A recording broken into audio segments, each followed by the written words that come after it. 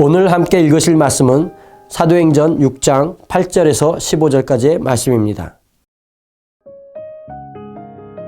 스데반이 은혜와 권능이 충만하여 큰 기사와 표적을 민간에 행하니 이른바 자유민들 즉 구레네인, 알렉산드라인, 길리기아와 아시아에서 온 사람들의 회당에서 어떤 자들이 일어나 스데반과 더불어 논쟁할세 스데반이 지혜와 성령으로 말함을 그들이 능히 당하지 못하여 사람들을 매수하여 말하게 하되 이 사람이 모세와 하나님을 모독하는 말을 하는 것을 우리가 들었노라 하게 하고 백성과 장로와 서기관들을 충동시켜 와서 잡아가지고 공회의에 이르러 거짓 증인들을 세우니 이르되 이 사람이 이 거룩한 곳과 율법을 거슬러 말하기를 마지 아니하는도다.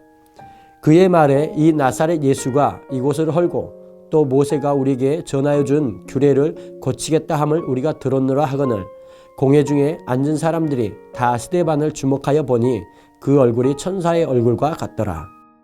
아멘. 지는 것이 이기는 것이다라는 말이 있습니다. 아버지와 어린 아들이 달리기를 하면 당연히 아버지가 이길 것입니다. 하지만 대부분의 아버지는 아들에게 져줍니다. 왜냐하면 아버지가 아들과 달리기를 하는 목적은 달리기를 이기기 위한 것이 아니라 아들과 교감을 나누고 친밀감을 도모하기 위함입니다. 그런 차원에서 진정한 승자는 아버지가 될 것입니다. 오늘 말씀을 보면 스데반 집사님의 이야기가 나옵니다. 스데반 집사님은 사도들이 임명한 7 집사 중에 한 사람이었습니다. 본래 사도들이 7 집사를 따로 세운 이유는 사도들이 공개하는 일, 즉 구제하는 일로 인해 기도하는 것과 말씀 전하는 것에 집중할 수 없었기 때문입니다. 그래서 사도들은 구제하는 일은 7 집사들에게 맡기고 자신들은 기도하는 것과 말씀 전하는 것에 더욱 신경을 썼습니다. 그처럼 7 집사의 할 일이 구제하는 일이었습니다. 하지만 오늘 말씀을 보면 스데반 집사님은 구제하는 일 외에도 기적을 행하고 또 사도들과 같이 말씀도 전하는 것을 보게 됩니다. 스데반 집사님이 은혜와 권능이 충만하여 기적을 일으키고 또 복음을 전하니 더 많은 사람들이 복음을 받아들이게 됩니다. 이런 상황에서 예루살렘이 아닌 이방 지역에서 활동하던 유대주의자들, 이들을 헬라파 유대인들이라고 하는데 이들은 그런 스데반 집사님에게 시비를 걸어왔습니다. 하지만 성령의 지혜가 충만한 스데반 집사님을 당할 수가 없었습니다.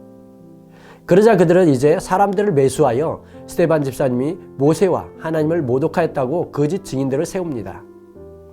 하지만 스데반 집사님은 성령의 충만함으로 한치의 흔들림 없이 거듭 복음을 전합니다. 그리고 결국에 그들이 던진 돌에 맞아 순교하게 됩니다. 세상에서 쓰이는 말 중에 싸움은 이겨놓고 봐야 한다는 말이 있습니다. 그런데 스데반 집사님과 헬라파 유대인들의 싸움은 세상적으로 헬라파 유대인들이 완벽하게 이겼습니다. 헬라파 유대인들은 거짓 증인도 세우고 전략도 잘 짜서 그들에게 적과 같은 존재인 스데반 집사님을 잘 제거하였습니다. 외관상으로 그들이 깔끔하게 이겼습니다. 하지만 앞서 말씀드렸듯이 겉으로 이긴 것 같지만 진 싸움이 있고 겉으로 진 것 같지만 이긴 싸움이 있습니다. 그 대표적인 예가 예수님과 마귀의 싸움이었습니다. 마귀는 그의 모든 지혜와 능력으로 예수님을 십자가에 못 박아 죽게 하였습니다. 세상적으로 보면 예수님은 너무도 무기력했고 마귀가 완전히 이긴 것 같았습니다. 하지만 예수님은 그런 과정을 통해서 인류의 죄를 대속하셨고 인류 구원의 길을 열어놓으셨습니다. 또 하나님의 전능하심으로 3일 만에 부활하시고 승천하셨습니다. 이로써 예수님은 마귀의 세력을 무력화시키셨고 또 예수님을 구원자로 믿는 성도들에게도 그와 같은 권세를 주셔서 승리의 길을 열어놓으셨습니다. 이와 같이 스데반 집사님과 헬라파 유대인들의 싸움이 그런 싸움이었습니다. 헬라파 유대인들은 세상적으로는 온갖 거짓과 위선으로 이긴 것 같지만 하나님 앞에서는 완전히 패배한 싸움이었습니다.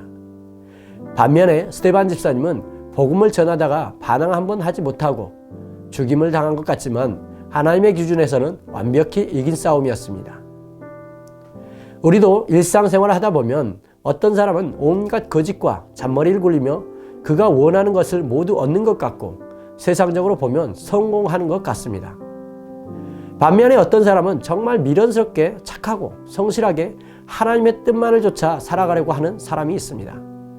그래서 세상적으로 볼 때 뒤처지고 손해보고 실패하는 인생처럼 보입니다. 하지만 시간이 지나면 어느 정도 다 드러나게 됩니다. 또 무엇보다 주님 앞에 서는 날 모든 것이 다 드러나게 될 것입니다. 때로 지는 것 같지만 이기는 싸움, 세상이 아닌 하나님 앞에서 이기는 싸움, 믿음의 싸움으로 진정한 승리의 삶이 되시기를 예수님의 이름으로 축원합니다. 기도하시겠습니다.